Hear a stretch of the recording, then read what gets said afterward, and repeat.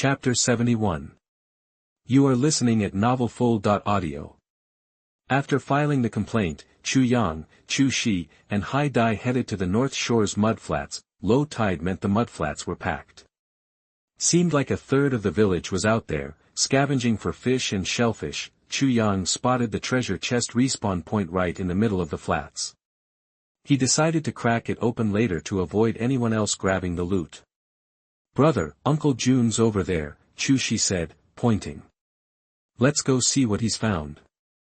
As they approached, Sun Jun noticed them, stood up straight, and grinned at Chu Yang. "Back this morning?" "Yep, swung by your place to grab Xiaoxi. Heard from my aunt you were fishing here, so I came to see if you'd struck gold." Chu Yang took a drag from his cigarette and glanced into Sun Jun's plastic bucket. It was about half full of mussels. These were green mussels, with a wedge-shaped, smooth, greenish-brown shell. They pop open when heated, easy to eat. Hence the name. Some folks call them sea mussels or just mussels, sounds fancy, but these shells are everywhere. The meat's kinda tough and fishy. Cook 'em wrong, and they taste like a tire.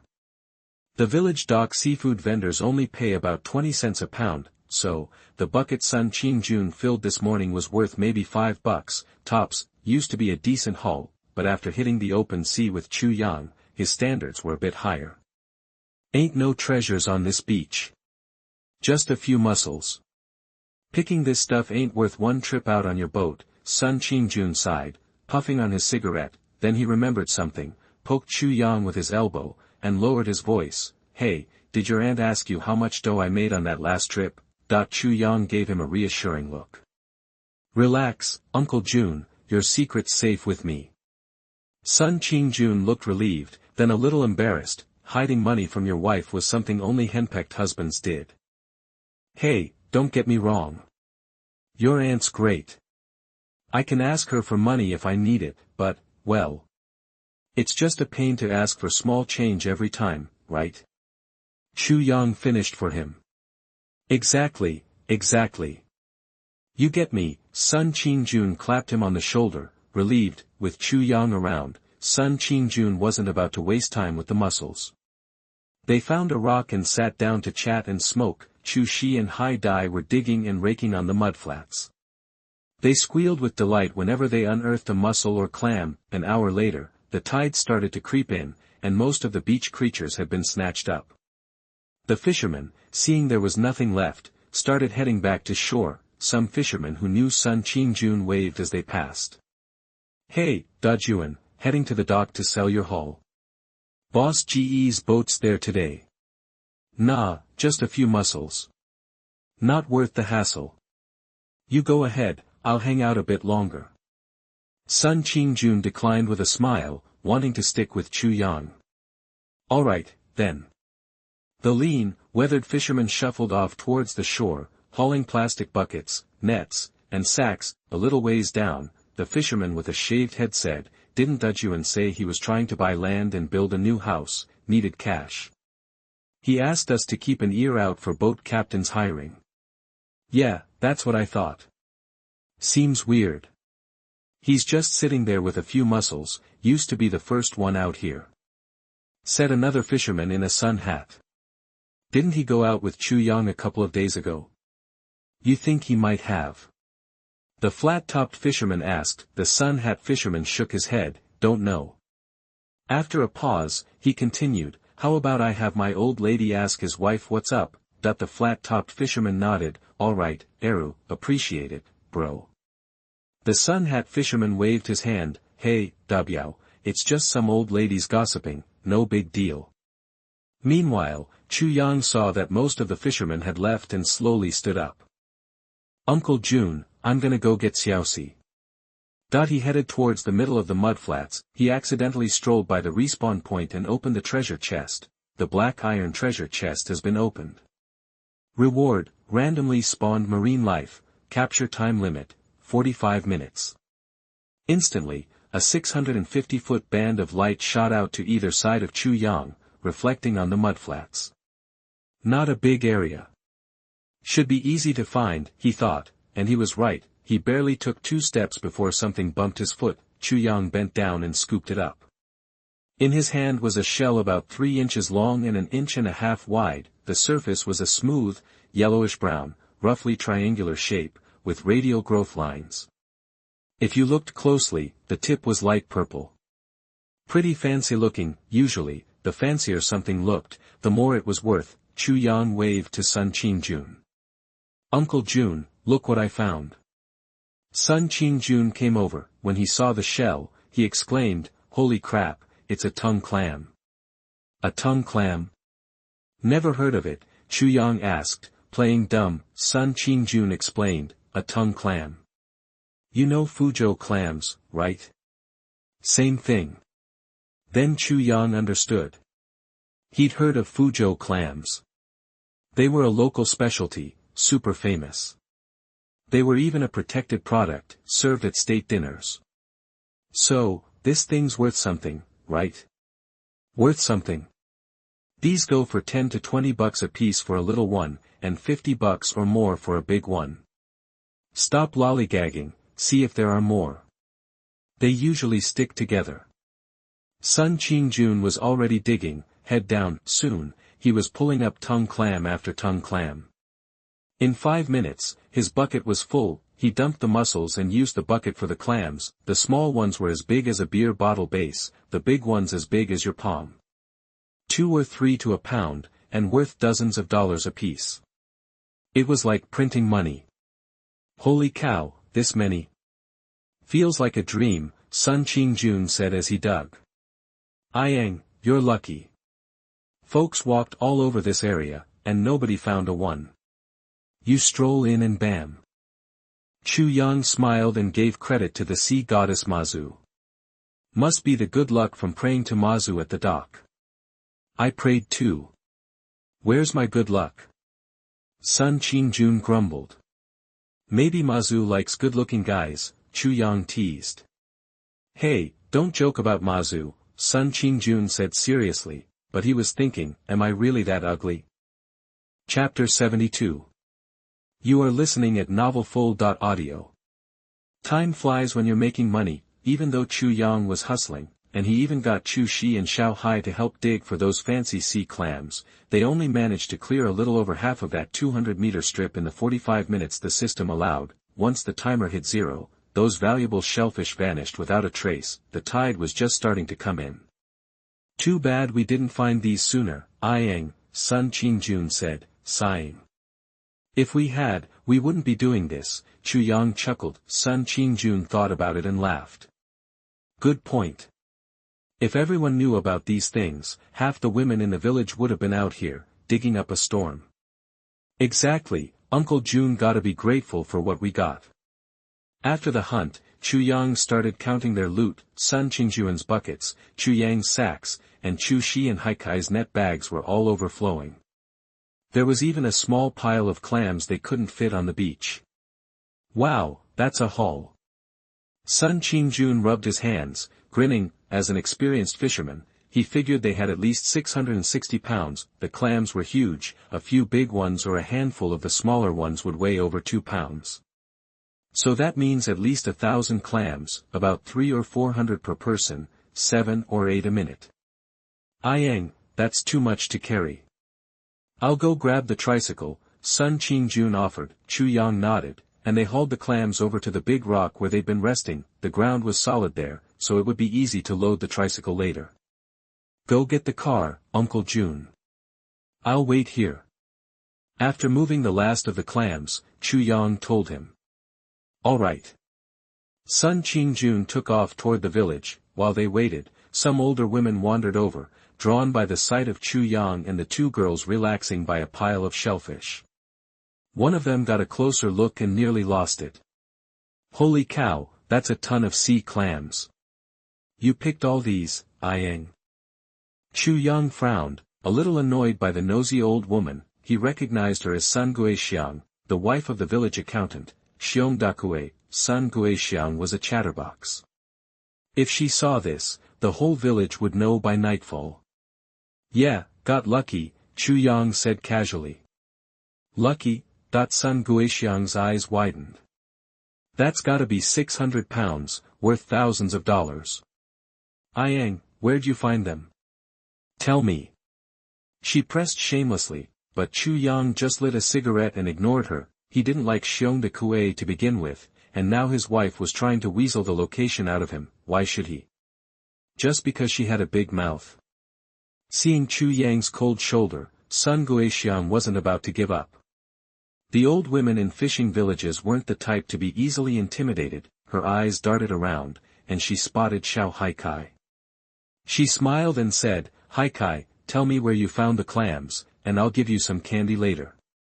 When Xiao Haikai heard about the candy, he almost spilled the beans, but Chu Shi stopped him. "Don't say anything, Haikai. She's lying. She never gives us candy. You little." Sun Guixiang started to say brat, but she saw Chu Yang glaring at her, and the words died in her throat. He was known as the village's troublemaker. He was fearless.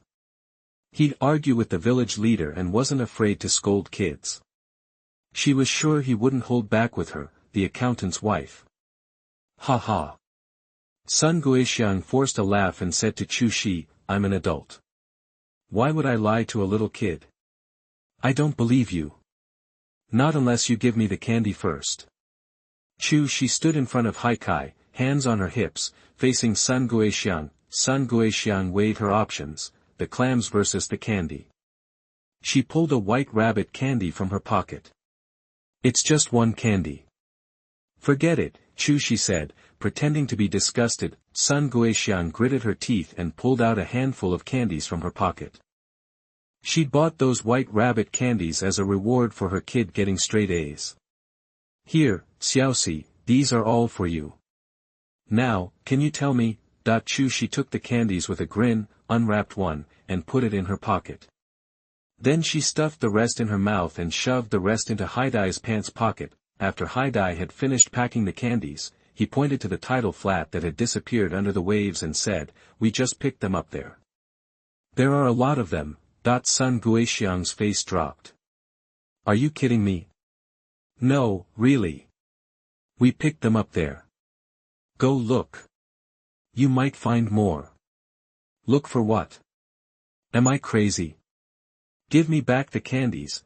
Sun Guixiang realized she'd been tricked.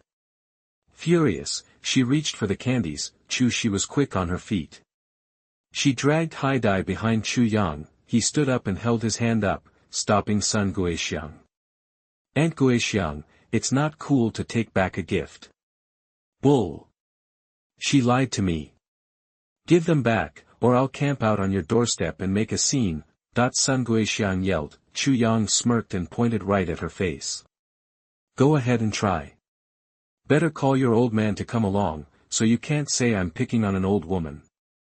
After dealing with these old women for so long, he knew that just talking wasn't going to work. They'd say anything.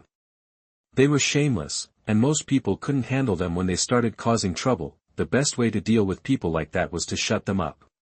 Don't argue, just stand your ground and see if they still try. You're bullying me. Just you wait." Sun Guixiang sputtered, then stomped off. Just then, Sun Qingjun came back on the tricycle.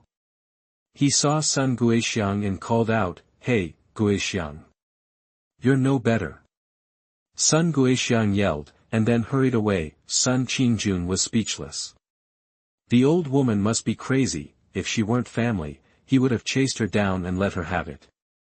When they got to the beach, he and Chu Yang loaded the clams into the truck bed. He told the two girls to sit on the truck bed and hold on tight, while Chu Yang and Sun Qingjun squeezed onto the seat. As they drove back, Sun Qingjun mentioned what had just happened. Chu Yang figured he dragged him into this mess, so he told him what happened on the beach.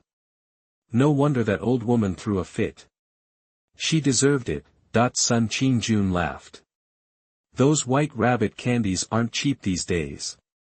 A pack costs like $10. You could buy a couple pounds of pork belly for that. Chapter 73. You are listening at novelfull.audio. When I got back, I put the geoduck clams in the fish pond. I added seawater, spread a layer of seaweed on top to keep them alive, and turned on the oxygen pump. "Hey, Chu Yang, come over for lunch. I talked to your aunt, we're making some braised dishes and cracking open a jar of homemade wine. Let's have a few drinks. Chu Yang thought about it and nodded. She had been helping out on the beach all morning, so he wanted her to rest over lunch. Sounds good. You head on over, and I'll shower and change, then bring her with me. After the beach, his pants and clothes were covered in seawater and mud, and even his hair felt sticky. He needed a shower. After Sun Qingjun left, Chu Yang told Chu Shi to take the seaweed to the bathroom and wash off too. His little stepsister had been working hard for 2 hours that morning, and Chu Yang made sure to include her. When they sold the geoduck clams, she'd get a cut. For clothes, she could wear Chu Shi's. She had some new outfits. 10 minutes later, Chu Yang finished showering, changed into shorts and a t-shirt, and headed out with the 2 girls who smelled nice and clean. Meanwhile, Sun Guixiang got home and slammed the door open. Mom, you're back. Where's my candy? A chubby-faced girl in her early teens ran up to her. This was Sun Guixiang's daughter, Xiong Meili, a 3rd grader at the town's elementary school. What candy? I didn't get any candy. Sun Guixiang was in a foul mood and didn't want to deal with her daughter. The little girl Xiong Meili immediately started to complain. No way, Mom. You promised. You said if I got straight A's, you'd buy me candy. I hate you. She burst into tears. Sun Guixiang was even angrier. She grabbed a feather duster and swatted her head. The mother and daughter were going at it when Xiong de Kui pushed the door open and saw his daughter getting hit. He rushed in to stop Sun Guixiang. What are you doing? Talk it out. Why are you hitting the kid? Of course, you're the only one who cares, right? You're the only one who can do anything. After hitting her daughter a bit, Sun Guixiang felt a little better. She threw the duster in a corner and turned her anger on her husband. Okay, hotshot, huh? Well, why don't you figure out how to get rid of those 2 pests? They're making my life miserable. Xiong de Kui frowned. Who are you talking about? Explain. Who else? Those 2 from old Chu's place. Sun Guixiang, still fuming, exaggerated the whole story. The more Xiong de Kui listened, the deeper his frown became. His wife was so dumb. She'd been outsmarted by a 7-year-old and she still had the nerve to complain about it. Then, when he heard Chu Yang had collected hundreds of pounds of clams, he got even more jealous and irritated. Damn it, how does that idiot get so lucky? He always stumbles into something good. He remembered how Boss Lee had called him into the office earlier, pressuring him to get the land settled or the village would have to refund the deposit, making his head throb even more. Damn it, how are we going to get ahead like this? Even if he loses money every time he goes out fishing, he can make it back selling stuff on the beach. We need a plan. Xiong de Kui's eyes lit up. I've got it. He waved his wife over. What? What's brewing in that brain of yours? Sun Guixiang asked unhappily. Xiong de Kui was speechless. No wonder Chu Yang wanted to hit someone. He felt like doing it himself, but after assessing the fighting abilities of both sides, Xiong de Kui quickly calmed down. You wanted me to come up with something, right? Here's what we do. Sun Guixiang's eyes widened as she listened, nodding with satisfaction. You sly dog. You thought of everything. Xiong de Kui, less talk, more cooking. You trying to starve me to death? You deserve to starve. Make your own lunch. I'm out of here. Sun Guixiang couldn't take it anymore and hurried out the door. Hey, you. Xiong de Kui kicked the stool in anger. Why did he ever marry such a woman? But he immediately jumped up again. Ouch. My foot. Uncle June, Auntie, I'm here. At Sun Qingjuan's house, Chu Shi, holding the seaweed, ran inside shouting. Chu Yang followed behind with a box of yogurt. Bringing more milk. I told you not to bring anything. Take it back later, Sun Qingjun said disapprovingly. Chu Yang smiled, but didn't argue. He just waved to Sun Xiang. Hey, come here. This is strawberry flavor. Sun Xiang fidgeted, torn between his brother's scolding and the treat. His older brother was a master manipulator. He criticized him, then dangled something delicious, hitting him and then giving him a reward, making it impossible to resist. Of course, no matter how torn he felt, the yogurt was worth it. After trotting over to grab the milk, Sun Xiang forgave his brother. "Thanks, big brother," he shouted. "Have a seat, bro. I'll get you a bowl. My mom made stewed chicken today, smells amazing," Sun Qingjun said. Sun Qingjun interjected, "Hey, you little rascal, where's my bowl?" People in the fishing village ate early. It was just past 11, and the aroma of rice filled the air, but today, the Sun family's yard smelled especially good, making the neighborhood kids drool and whine about wanting meat. "Look at those Suns, living like kings. Killing chickens for no reason," one neighbor said. "When did his family get so tight with the Chus? Last time he invited me over, he only fried 2 eggs, another said. "Poor kid's going to ruin his family business sooner or later," someone else said. A group of jealous and gossiping neighbors grumbled amongst themselves. The atmosphere inside the Sun family's main room was cheerful. Chu Yang and Sun Qingjun sat side by side at the head of the table. Chu Shi and Haidai sat on the right, Aunt Sun sat on the left, and Sun Xiang sat at the foot of the table with his back to the door. Actually, Chu Yang would have preferred to sit at the foot of the table, but fishing village customs were strict. When an honored guest like Chu Yang came to visit, Sun Qingjun and his wife insisted he sit at the head and wouldn't take no for an answer. "Here you go, Chu Yang. Have some first," Sun Qingjun said. Sun Qingjun held up a large bowl filled to the brim with the green wine. He tipped it and drank a third of it in one gulp. Chu Yang wasn't afraid of a little alcohol, so he took a big sip, too.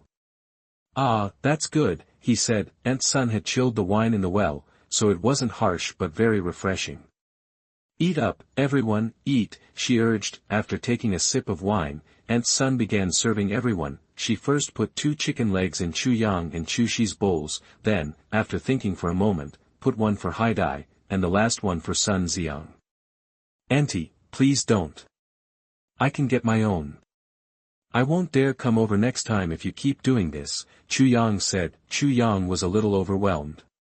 While he understood it was just his aunt's way of showing hospitality, he wasn't used to it. Okay, do it yourself then." Chu Yang put the chicken leg in Haidai's bowl. The girl was so skinny she needed to eat more. As for Sun Xiang, who was staring at him, Chu Yang planned to take him along to help pull in the nets next time he went out to sea. Sun Xiang said, "Brother, can you at least wait until I finish eating the sweet treats before giving me the slap?" Chapter 74. You are listening at novelfull.audio. Chu Yang grabbed a live clam and slurped it down. Suddenly, he got why they called these things shisher tongues. It's like a beauty giving a snake a kiss, all smooth and plump. "Now that's good eats," that he grabbed another one. "Well, duh, at that price, it should taste good." Sun Qingjun grinned, peeled one for himself, dipped it in soy sauce, and popped it in his mouth. His eyes squeezed shut in satisfaction. The kids weren't as wild about them. They were all about the stewed chicken and stir-fries, polishing them off quick. Aunt Sun, seeing everyone digging in, beamed and kept piling food on the kids' plates and refilling Chu Yang and Sun Qingjun's glasses. "Here, Yang, have another." Before he knew it, 2 bowls of the local brew were gone. Sun Qingjun's face was flushed as he asked Chu Yang while Aunt Sun was pouring more wine, "Yang, when are we heading out again?" "Day after tomorrow, maybe the day after.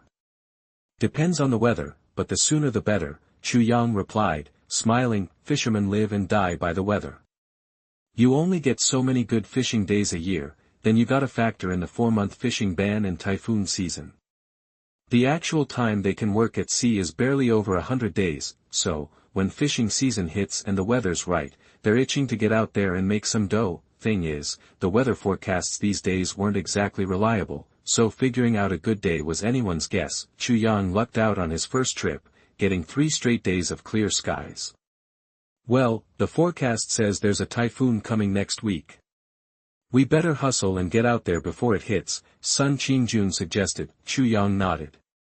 He wasn't gonna say no to making some money. The meal stretched on for 2 hours, and the 5-gene jug was drained. Chu Yang was feeling good when he finally left, a little wobbly on his feet. Yang, take it easy now. If you're free tonight, come back and have a drink with Uncle June, Aunt Sun called as she saw him to the door. Sun Jun had already disappeared to the bathroom, doing who knows what.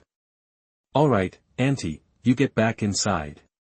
Chu Yang waved and steered Chu Shi back home. The midday sun was blazing, and the temperature was sky-high. He was drenched in sweat before he'd gone far, his t-shirt plastered to his skin. He just hiked up his shirt and tucked it under his armpits, exposing his belly and back to the breeze. Hey bro, your tummy's getting big. Chu Shi poked his bulging stomach a couple of times, making a thump-thump sound. Knock it off, kid. Chu Yang swatted her hand away and glared at her. Na. Chu Shi stuck out her tongue and took off. They were laughing and joking, but when they got back to their place, they found a bunch of people hanging around the door. A dark, burly guy in the middle saw Chu Yang and greeted him with a smile. You Chu Yang. Name's Gu Yuan. Folks around here call me Boss Gu. I buy seafood up and down the coast. Chu Yang eyed him, a little wary. He knew Gu Yuan. Sun Jun had mentioned him and he'd seen him at the docks before. Gu Yuan was known for lowballing prices and playing hardball. Chu Yang had never sold him anything and they weren't exactly buddies. This visit probably wasn't just a friendly call. Hey, Chu Yang said, no point being rude. Even if the guy was crashing his place, Chu Yang couldn't just blow him off, but he wasn't about to call him Boss Gu either. He's just some fishmonger, not exactly a big shot. Boss Gu, what brings you here? Nothing much. Just heard from folks on the island that Brother Chu is the only college grad around, and the best damn fisherman too, always hauling in the good stuff. Just thought I'd pay my respects. Gu Yuan smiled, offering a pack of smokes. Chu Yang took one, but didn't light it. He stuck it behind his ear and said, best fisherman? Nah, that's a stretch. I haven't been back long. It's mostly luck. Any of the old-timers around here could run circles around me. Ah, Brother Chu, you're too humble. Gu Yuan was about to say something else, but Chu Yang was itching to get back and shower and take a nap. He cut him off. Boss Gu, just spit it out, alright? If that's all, I gotta go. Gu Yuan's smile tightened, but he quickly smoothed it out. Alright. I heard you pulled in over 200 gene of shisha tongue this morning. Thought maybe I could take it off your hands. Chu Yang thought to himself, so that's what this is about. Anyone can pick up some clams, but how'd he know the exact amount? Other than Sun Jun and Chu Shi, only Sun Guixiang knew exactly how much he had. She probably stirred this up. Chu Yang was annoyed. This woman was playing games. Sorry, Boss Gu, I've got a standing contract with Mr. Byatt buys seafood over in the city. He buys everything I catch. By Pengfei, you mean? Gu Yuan knew the name. Chu Yang nodded. That's the one. Want me to give him a call? Gu Yuan chuckled. Nah, no need. But Mr. Bai's got bigger fish to fry, you know. Can't keep an eye on you all the time. He paused. Tell you what, you sell him to me. Shisha tongue goes for 45, I'll give you 55. Call it a first-time business deal. Help me make some friends, what do you say? Chu Yang was happy, he was too gentle, people thought he was a soft persimmon face. Shisha tongue costs dozens or hundreds of yuan per kilogram, you want to take it for 55, can your face be worth 10 yuan per kilogram? I don't think so. 60. Gu Yuan upped the ante. Nah, it's not about the money. Actually, it is about the money. If he gave 200, Chu Yang will definitely be willing to make friends with him, but how is that possible? Gu Yuan is an authentic fishmonger who buys seafood everywhere just to make money. Losing money to make friends? Forget it. And Chu Yang didn't believe that he, a fishmonger in villages and towns, could offer a higher price than by Pengfei and Kaiyu. Seeing Chu Yang's face of stone, Gu Yuan's smile vanished. He stared him down and said, you sure about that? Positive. Chu Yang shook his head and, without another word, grabbed Chu Shi, pushed through the crowd, and slammed the door behind them. Damn it, Gu Yuan spat on the ground. Boss, what now? He won't sell, one of his guys asked, another chimed in. I peeked over the wall. Half the pond's full of oysters, about 200 Gene worth. We could flip them for 60 apiece and make 4 or 5 grand easy. Hearing the numbers, Gu Yuan was even more ticked off. This punk was showing him no respect. What do you think we should do, genius? Robbery's illegal, remember, Gu Yuan smacked the guy on the head. What are you waiting for? Let's go, he glared at the house and turned away. Chapter 75. You are listening at novelfull.audio. Back in the house, Chu Yang didn't sweat it. He took a shower and crashed on the bed for a nap. He slept until 3 p.m., waking up to someone banging on the door. Xiaoxi, open up. Xiaoxi, after calling out twice, it was clear Chu Shi wasn't home. Probably out looking for kelp, he sighed and got up to answer it himself. Stumbling out of bed, Chu Yang pinched the bridge of his nose. He felt even dizzier than before. He couldn't tell if it was the after effects of that Qinghong wine or just the heat. He opened the door to find Sun Qingjun standing there. Uncle, what brings you here? Come on in, have a seat. Chu Yang gestured for Sun Qingjun to sit down and went to pour him some water, only to discover the pitcher was empty. The thermos was full, but who'd want hot water on a day like this? He ended up just grabbing 2 ice-cold sodas and handing one to Sun Qingjun. Mind if I crack one open? Sun Qingjun grinned, be my guest. They sat down in the yard, each with a handful of peanuts and a soda. After a few minutes of comfortable silence, Sun Qingjun spoke. Yang, did Guiyuan gang come to see you? How'd you know? Chu Yang looked at him, surprised. Ha! Nothing gets past me.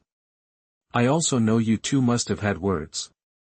Otherwise, he wouldn't be going around saying you disrespected him and promising you'd regret it. What's the deal? He trying to buy your shisha tongue? Sun Qingjun asked, a knowing smirk on his face. So that was just the villain talking tough, Chu Yang thought. Yeah, he wanted me to give him face and sell them to him for 60. Uncle Jun, you cool with that? If you are, he can have M. After all, you got a piece of this too. Chu Yang deliberately baited him. Sure enough, Sun Qingjun slammed his soda bottle down. Cool with it, my ass. That's highway robbery. But after his outburst, he cautioned, but listen, Yang, since Guiyuan's already made things personal, you gotta be careful. He's been out on this water for years and knows all the angles. Uncle Jun, you think I'm scared? Chu Yang scoffed, like they say, a bum is still a bum, even if he's king of the bums. This fishmonger's just a fishmonger, no matter how much money he makes. It ain't about being scared, it's, hell, how do I put it? They play by different rules. They'll actually kill you. We all gotta make a living on the water. If you two cross paths out there. Sun Qingjun didn't spell it out, but Chu Yang got the message. He knew the dangers of the sea weren't just limited to weather and accidents. It wasn't that long ago when the Rongyu tragedy happened, never mind this time. So what's the move? Because let me tell you right now, I'm not backing down. Chu Yang wasn't gonna let some lowlife push him around. It's alright, don't get too worked up. He wouldn't dare start something on the coast around the island, and the ocean's a big place. It's not like you're guaranteed to run into him. Besides, we aren't pushovers, either. Ain't nobody ever bullied folks from Natudu. Worst case scenario, we throw down. Sun Qingjun said it with conviction. Jueri Island used to be the front line during the anti-Japanese war, and many of the families here, including his, were related to fallen heroes. He still had a few firewood sticks buried in his cellar, and these villagers, even though they were always bickering, would unite and tear apart anybody who tried to harm them. It was only because Chu Yang's dad was an outsider that Guiyuan would have dared say something like that. You're right, worst case we throw down. After Sun Qingjun left, Chu Yang still felt uneasy. Even if the odds were slim, if he did run into Guyuan, he needed some backup. Tongzi, can you get me some of those strength pills from your treasure chest? Chu Yang's first thought was of his system, but as expected, there was no response, so he would have to come up with a plan himself. That's it. Chu Yang remembered the compound bow he'd used in the archery club back in his previous life. It had great range and power, was easy to use, and wasn't classified as a weapon, so it was perfect for self-defense, but compound bows weren't easy to get, especially since they weren't popular in China yet. He probably couldn't even find one in Quancheng. Chu Yang suddenly wished Jack Ma was around.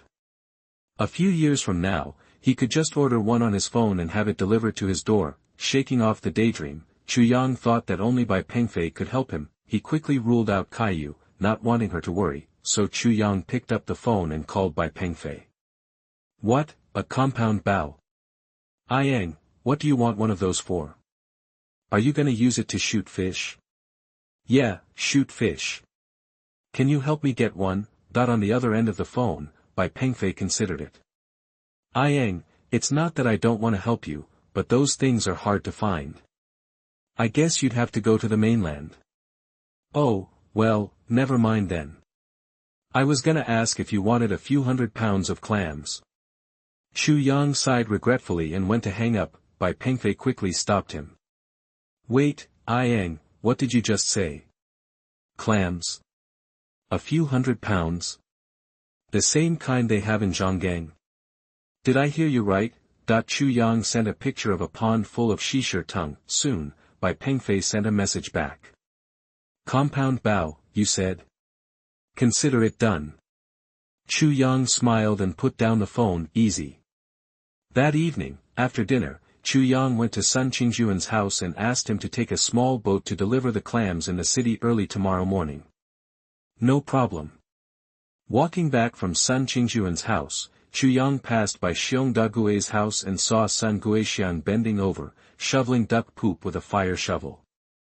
Chu Yang smiled coldly and quietly snuck up behind her. Sun Guixiang hadn't noticed him yet, and was pouring grass ash on the duck poop, stirring it evenly, and getting ready to dump it into the small vegetable garden to ferment it. She turned around, and saw a cold face staring at her from less than a meter away, which scared her half to death. Jesus! She jumped, sending the mixture of ash and feces flying everywhere, and landing on her face and body. Tui, tui, tui. Sun Guixiang spat. Chu Yang, you little shit. You almost gave me a heart attack.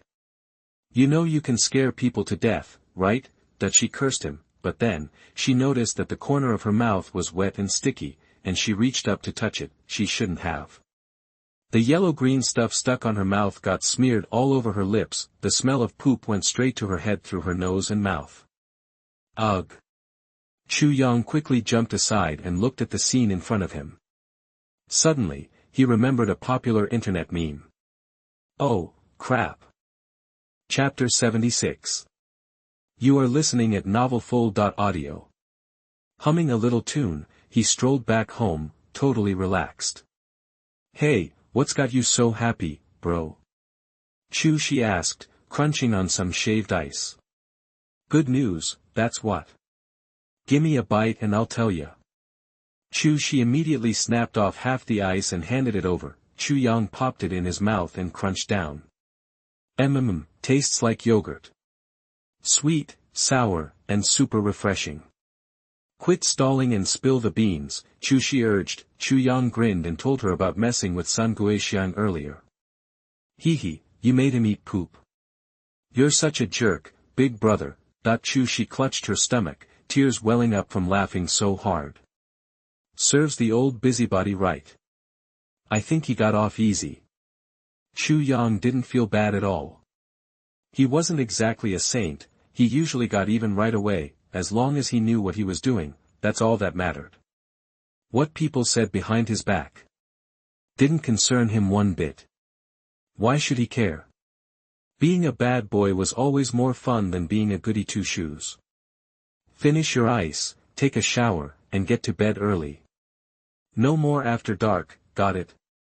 Chu Yang ordered. Chu, she was great in every other way, except he was greedier than most kids, probably because he hadn't eaten well the last couple of years with Relaxation.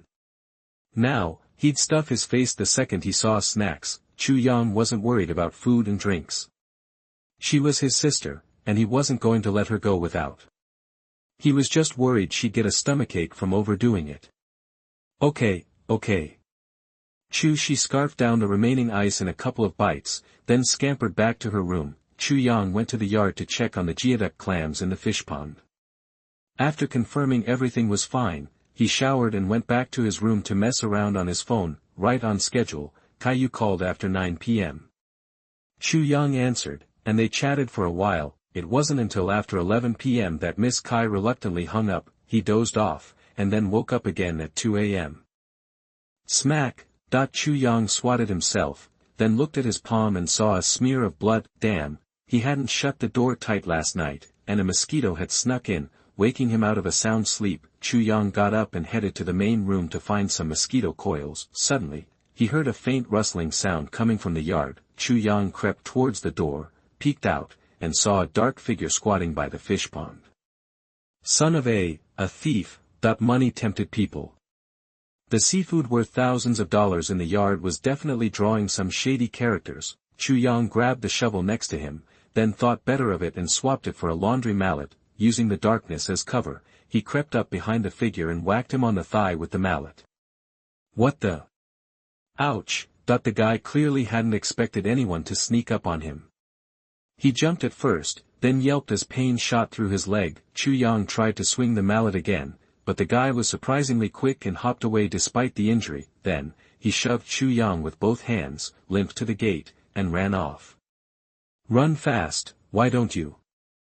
Chu Yang scoffed, not planning to chase him. He knew better than to corner a desperate man, and he was worried about leaving Chu Shi alone in the house at night. Outside the gate, a flashlight beam appeared. Turns out Grandpa's son next door had heard the commotion and came to investigate. Yang, what's going on? Why all the noise in the middle of the night? He asked. Chu Yang grinned and replied, nothing much, just had someone sneak into the yard, probably trying to steal the clams from the fish pond. But I scared him off. You alright? Grandpa's son asked, concerned. Fine. I snuck up on him and gave him a good whack with a club, and he took off. No idea who it was, though, Chu Yang said. Grandpa's son paused, thinking.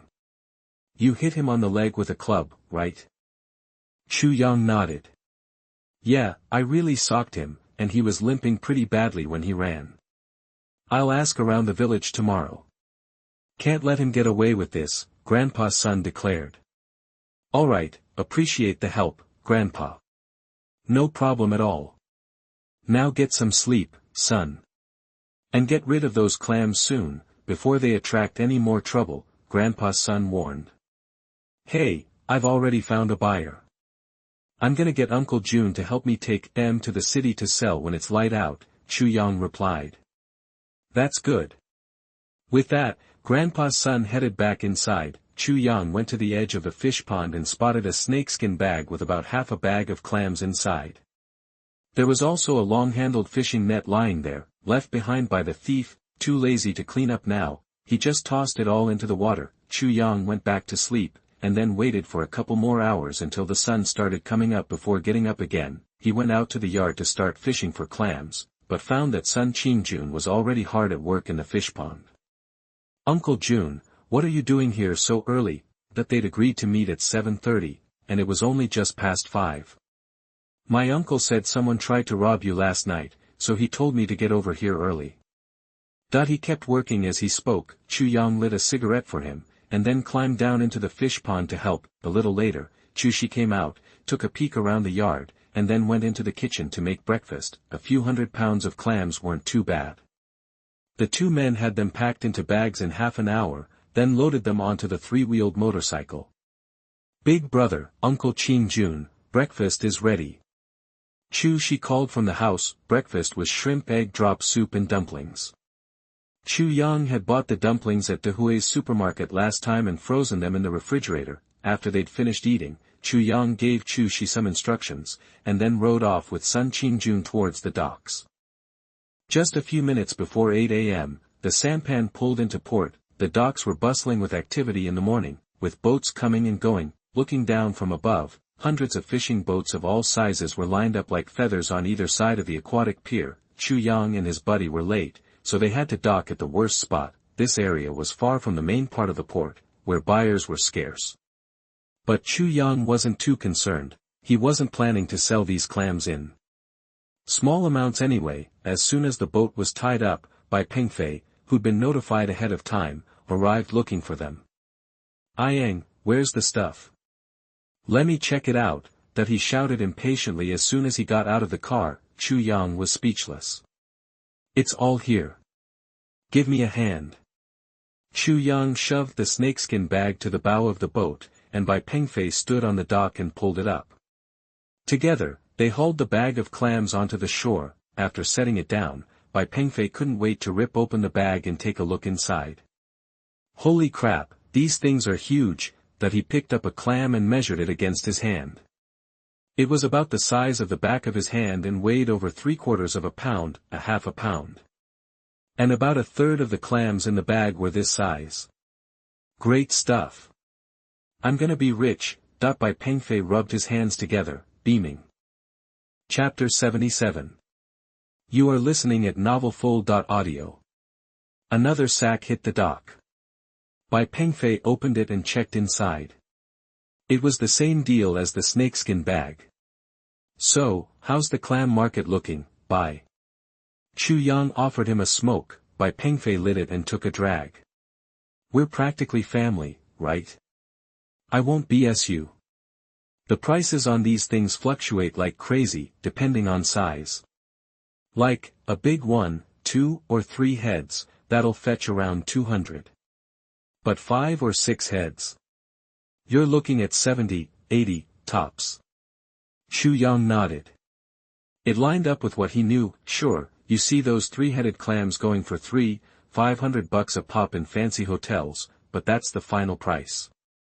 The actual wholesale cost is more like a fifth of that, and that's considered a good deal for seafood vendors. Honesty is the best policy, right? Besides, Chu Yang's got a sweet setup. He's got it made with Miss Kai. If Bai Pengfei tried to rip him off, he could just send this stuff to the Haigang fishing village kitchen in a heartbeat, you know. Yang, let's get this haul back to my place. Too many looky-loos here. Sorting will be a nightmare." Bai Pengfei had learned his lesson from last time, wanting to avoid another scene at the dock. "Sounds good." Chu Yang was all for it. He could get the guys to handle the sorting for him there, saving him the trouble. He called Sun Jun, and the 3 of them piled into the car. Soon, they pulled up to Bai Pengfei's seafood joint. Bai's seafood. Even though Chu Yang had done business with him a bunch of times, this was his first time actually seeing the place, so Bai Pengfei gave him the grand tour. After walking around, Chu Yang had a much better feel for Bai's operation.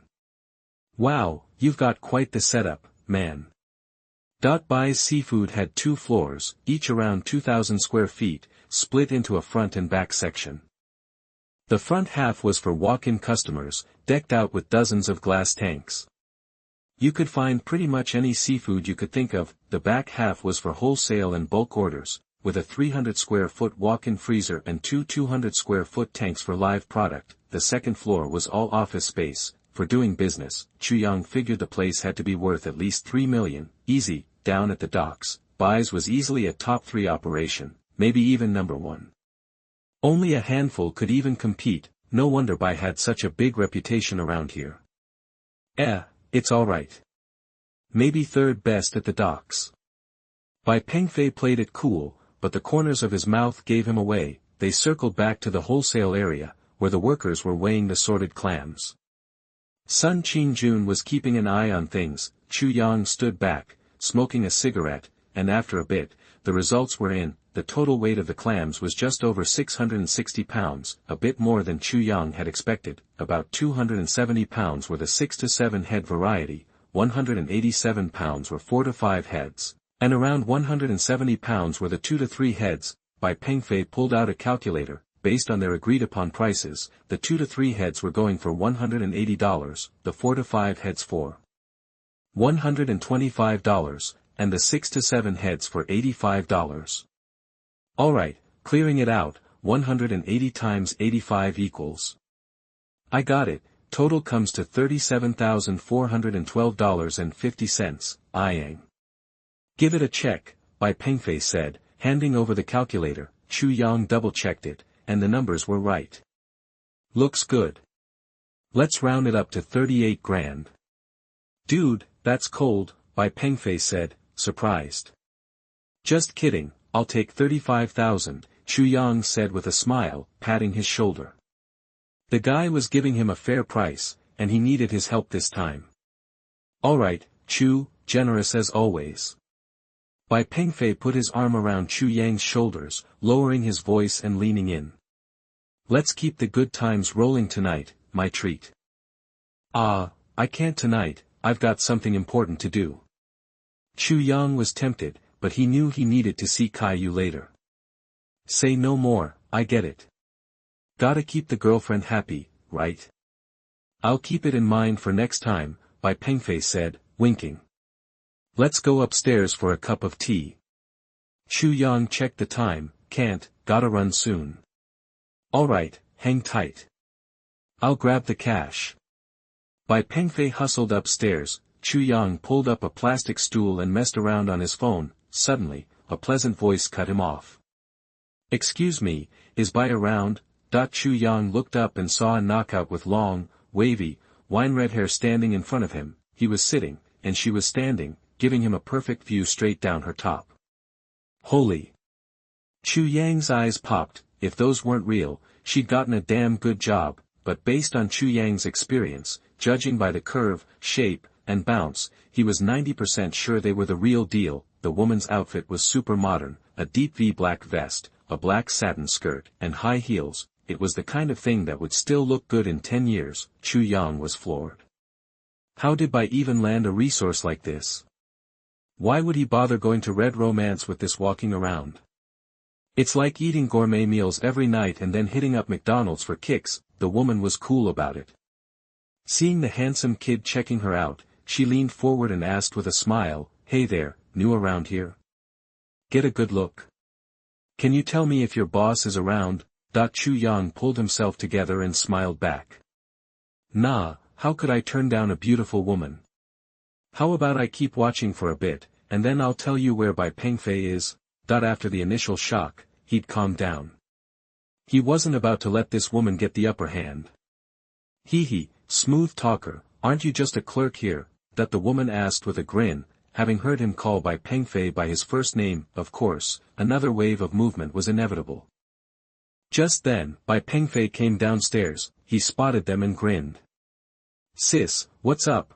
Chu Yang stared at Bai Pengfei. Wait, this gorgeous lady is your sister. Yep, you think we look alike? Bai Pengfei walked over, standing next to her. Chu Yang took a closer look and realized that they did have similar features. Sis, let me introduce you. This is Chu Yang, the awesome fisherman I was telling you about. He turned to Chu Yang. Yang, this is my sister, Bai Yorong. Yorong, right? Hey, how's it going? Chu Yang quickly stuck out his hand, plastering a smile on his face. Talk about awkward. He'd been hitting on his friend's sister. He'd just assumed she was some close friend. Hey, Yang. Luckily, Bai Yorong didn't seem fazed. She took his hand and smiled, smooth and comfy, like you'd expect. Chapter 78. You are listening at novelfull.audio. So, what were you saying before? You seemed really happy, Bai Pengfei asked, curious. Chu Yang's heart did a little jump, and his eyes flicked over to Bai Yorong. She was already looking at him and gave him a playful wink. Oh, nothing, I just thought Yang was a new guy you hired, and I was wondering where you found such a good-looking one. Chu Yang breathed a sigh of relief. Guess this body had some advantages. At least the face wasn't bad. Lay off, sis. The guys who work for me are alright, Bai Pengfei grumbled. Alright? They all look like sneaky little weasels. You could cast them in a remake of Journey to the West. Alright, enough with the commentary. You here for something or what? Bai Pengfei quickly cut her off. If she kept going, he was afraid his employees would hear and come after her with pitchforks. So what if they weren't Brad Pitt? They were useful. Yeah, Mom wants you home for dinner tonight. Why didn't you pick up? Bai Yorong pulled a bottle of nail polish from her purse and started painting her nails. Chu Yang glanced over. Wine red. Looked good on her slender fingers. Don't need to. I already know why she's calling. Another blind date attempt. How about you just tell her I'm busy tonight? Bai Yorong shot him a look. Tell her yourself. I'm not getting in the middle of that. You'll just complain to me later. She capped the nail polish and tucked it away, then pulled out a business card with her freshly painted fingers and handed it to Chu Yang. Yang, I run a karaoke bar downtown. Come by sometime. I'll hook you up. Chu Yang took the card. It smelled good. He glanced at it. Golden Vienna Concert Hall. Totally screamed the era. That was a pretty hot name back then. Sounds good. I'll definitely swing by when I get the chance. Chu Yang put the card in his wallet right there in front of her. Alright, I'm heading out. See ya. Bai Yorong turned and strutted on her high heels to a bright red Mazda RX-8 sports car. High heels and a sports car. Bold move. Yeah, so. Just seems like a Mazda might get stuck in traffic. Chu Yang grinned, playing along. Bai Yorong had clearly seen black gold. She gave Chu Yang a look, arching her eyebrows. I've got a Mercedes too. I'll take you for a spin sometime. She started the sports car, floored it, and roared off. As she passed Chu Yang, she rolled down the window and blew him a kiss with those red lips. This woman was definitely something. Watching the taillights disappear, Chu Yang turned to find Bai Pengfei staring at him. Ahem, brother Bai. Don't even.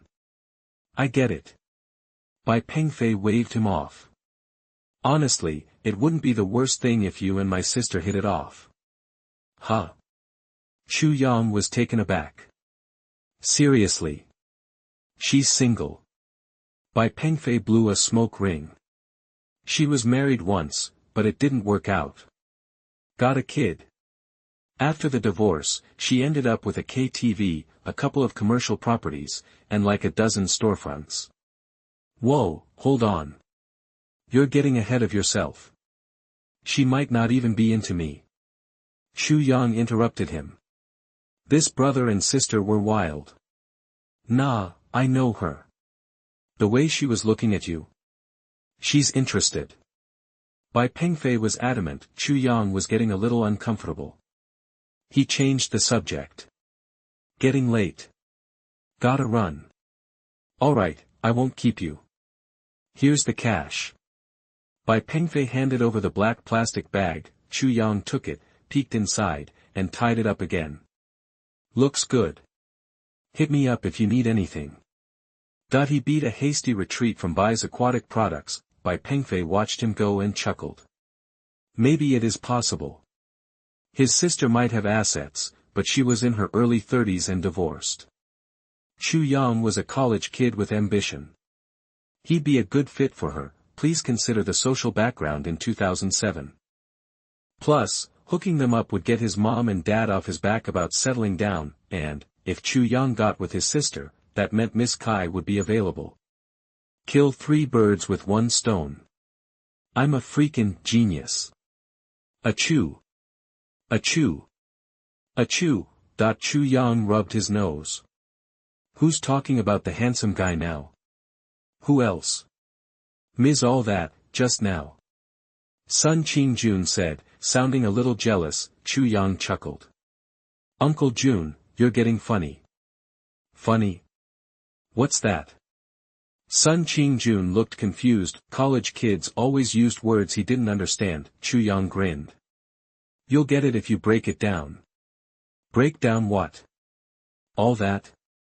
Nah, you're not getting the joke. Then. All. That. Oh, that makes sense. After leaving the market, Chu Yang and Sun Qing-jun parted ways. he was going to see Caillou. Uncle June was hopping on his motorcycle to head into the city to get supplies for his family. He walked toward the harbor fishing village. It wasn't even 11 yet. The restaurant was empty and unusually quiet. Caillou was at the front desk, playing on her phone. She jumped up when Chu Yang walked in. "You took forever." "I'm bored. Just got held up at by Pengfei's for a bit," Chu Yang said. "Let's go then." Caillou grabbed Chu Yang's hand and pulled him toward the back door. Behind the restaurant was a small parking lot for customers.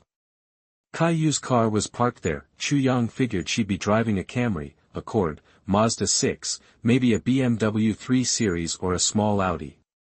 But she walked straight to a royal blue pickup truck. The thing was huge, over 17 feet long, nearly 7 feet tall, with aggressive-looking tires, a tough body, and a big Ford grille that screamed power, a Ford F-150, codenamed Raptor.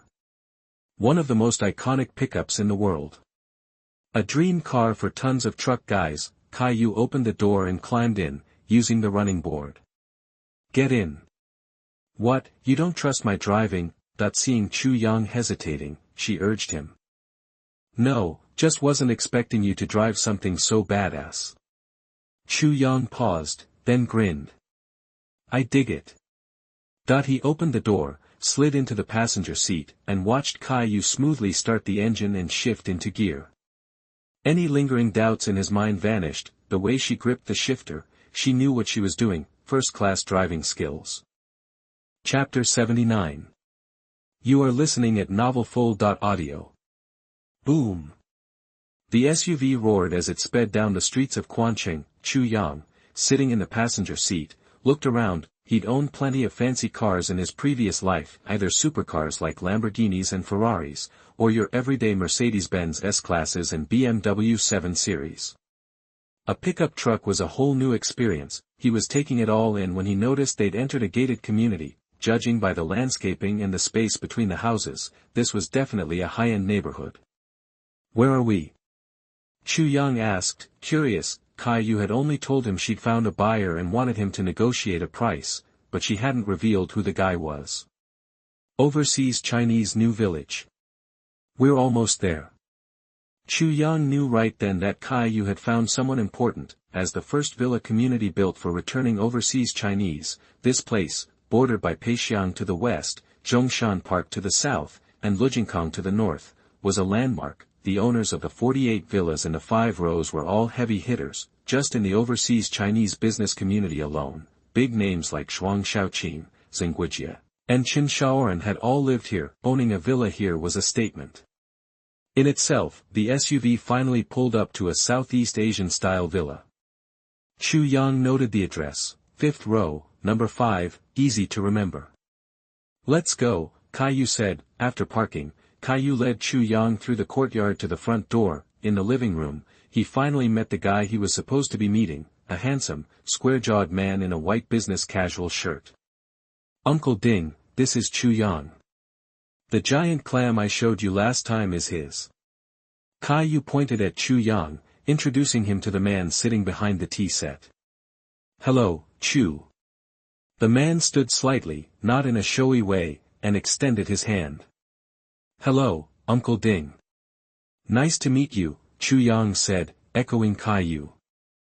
The guy wasn't that old, mid-30s maybe, but calling him uncle out of respect wouldn't hurt. "Have a seat," he waved them over with a smile. Chu Yang pulled out an armchair and sat down, and Caillou took the seat next to him. Once they were settled, Caillou whispered in Chu Yang's ear, "Uncle Ding is from Xinjiang. He's in the athletic shoe business, you know, that brand."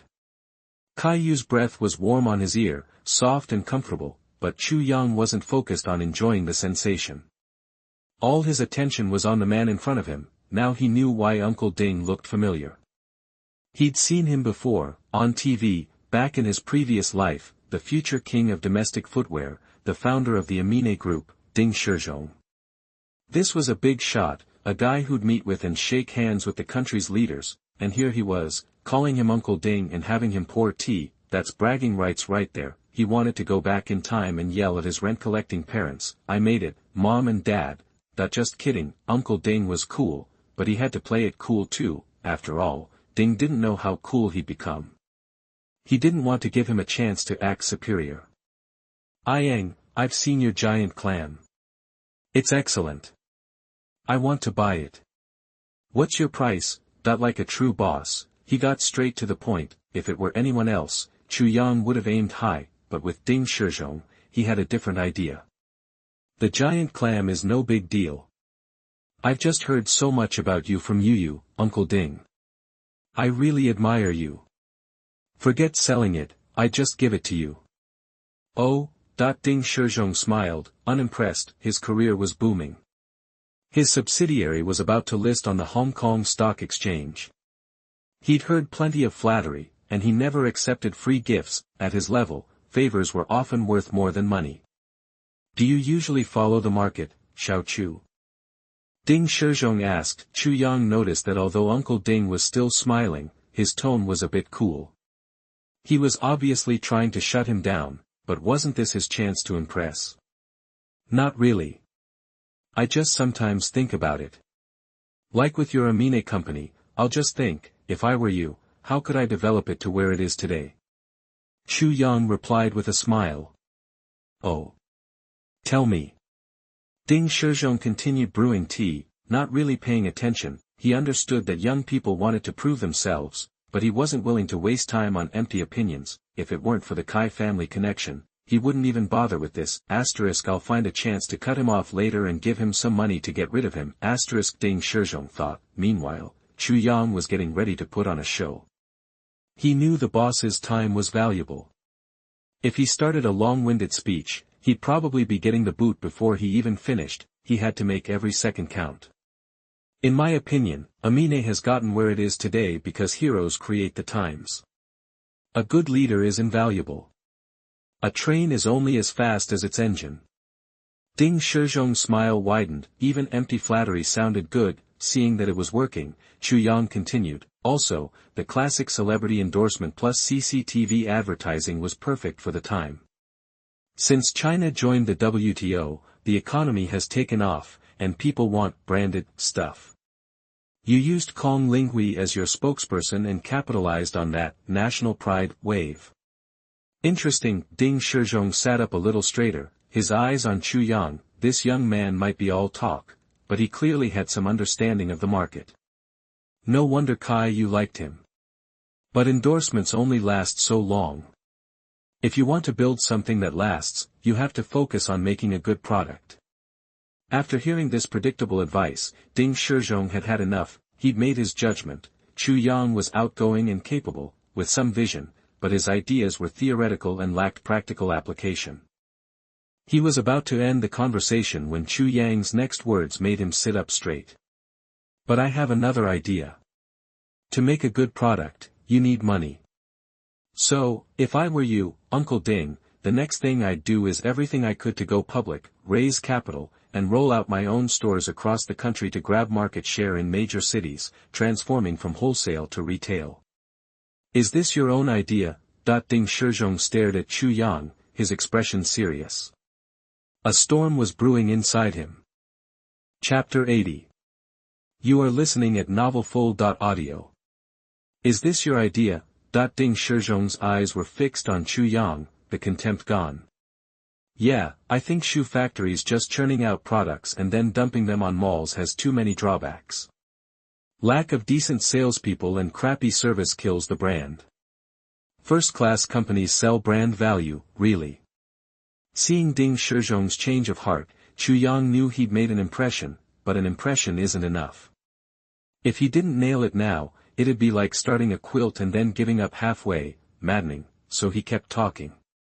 And if you want to boost Amine Step's brand value fast, you can't beat sponsoring something huge, like the Olympics next year.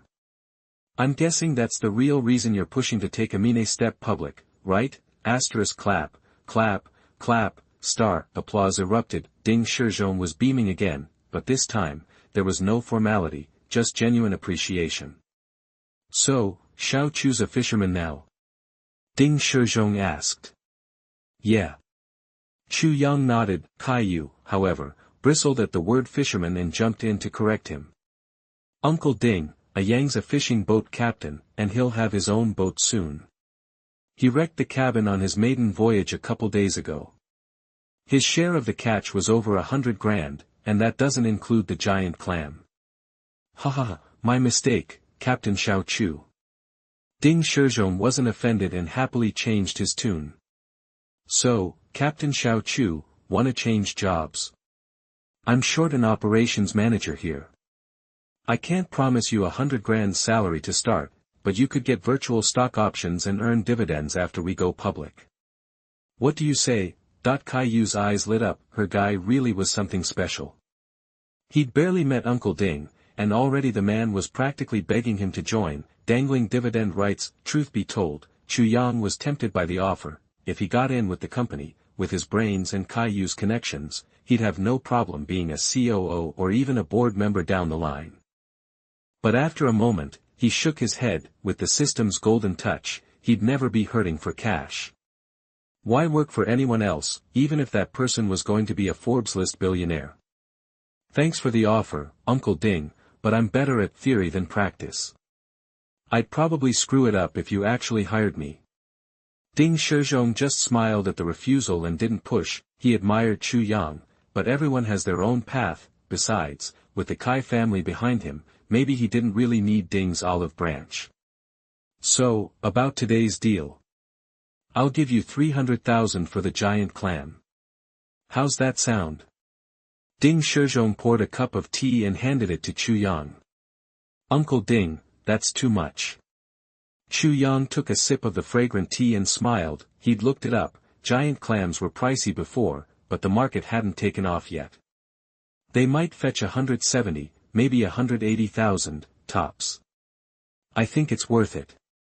Ding Shizhong liked Chu Yang more and more. The kid had vision, charm, and, rare for someone that age, he was ambitious but not reckless, liked money but wasn't greedy. Too bad his daughter was too young. He'd love to set them up. Thanks, Uncle Ding. I'll toast you with tea. Chu Yang had no idea he'd almost been recruited as Amita's son-in-law. After Ding Shizhong took a sip, he continued, I'm happy with the price, but I'd like to change the payment. Can I give you 50,000 shares of Amita stock instead? That if you remembered right, Amita shares were going to debut at around 5 yuan a share, plus, Amita had been on a hot streak. There was almost no way the stock would open below the offering price. It was sure to jump a bit, 50,000 shares. It was a solid deal. Ding Shizhong smiled. Amita's not public yet. Aren't you worried it'll be worthless? Nah, I believe in you, Uncle Ding. I'm counting on these stocks to buy a villa. Chu Yang laughed. I'll take your word for it. Villas in Quanqing went for 3 or 4 million, so these stocks would have to multiply 10 times over. Chu Yang was clearly betting big on Amita. To be honest, Ding Shizhong wasn't that confident himself. At this point, even Li Ning, the top dog in domestic sportswear, barely broke 20 billion. After settling the price, Ding Shizhong had someone draw up 2 agreements. Chu Yang signed his name right away. Yo-yo, Yang, stick around for lunch. He'd gone from Xiao Chu to Yang, and was practically begging him to stay. Ding Shizhong clearly saw Chu Yang as family. Chu Yang was happy to ride the wave and get closer to the big man, so he agreed. They had a simple lunch at the villa's dining room. Ding Shizhong even cracked open a bottle of matai, and the two chatted as they drank. Chu Yang kept pace, draining his cup with every refill. After a few glasses, they talked again. Yang, you think Amita's going to make it to the market? Ding Shizhong asked suddenly. Chu Yang paused, his mind racing. Did Amita get listed? Before the transmigration, that question would have been obvious, but Ding Shizhong's question hinted that there were bumps in the road. Suddenly, it hit him. He thought he understood why Ding Shizhong had bought the giant clams. Absolutely. Even if there are hiccups, can anything really stop you, Uncle Ding? You sent the right gifts. It'll get done. Ding Shizhong laughed and pointed at Chu Yang. You. Then he shook his head and sighed. Kids these days are too smart. You're not old, Uncle Ding. They both laughed. Caillou watched the two speak in riddles, looking completely lost. Weren't you guys just talking about this? Why don't I get it? As soon as they left the Ding villa, Caillou pounced. Chu Yang patiently explained, Uncle Ding was asking if Amita would be publicly listed, which means someone's trying to block it. And he bought my giant clams to bribe them. Who's blocking him? Caillou asked. Chu Yang shrugged. He wasn't Google, he didn't know everything. But I bet it's a big shot. Why? Because big shots love giant clams. Back in the day, court officials wore them. Uncle Ding's giving them the beads to wish them good luck. They'll be thrilled. Caillou perked up. No wonder Uncle Ding asked my dad to find him a bead maker. But how do you know all this? Chu Yang grinned. I just heard it when I was bragging with my future father-in-law.